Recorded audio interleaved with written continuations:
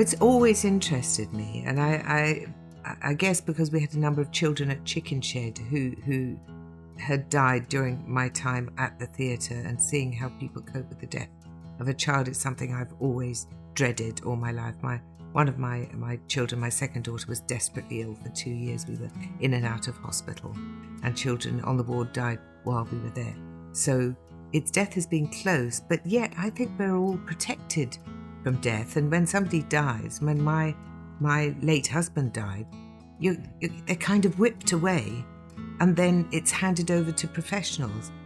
But having seen my dad go to dying and having had him at home with me, I wanted to share that experience through Suki's story, because death, in my case, for my father and for Suki, was not to be feared.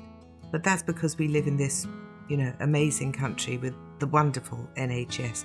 And although sometimes it takes time for the wheels to start chugging round, and in my own case, I got my first payment of a carer's allowance the week after my dad died, but I'd been looking after him for almost 2 years. So I think we just should be very grateful, and people like the Macmillan nurses, who are just fantastic.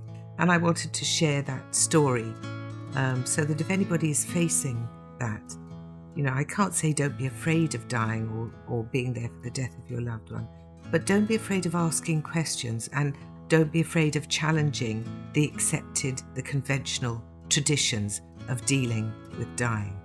Because, in the old days, according to Mr. Cabaret, Suki's funeral director, people kept people at home and they mourned differently.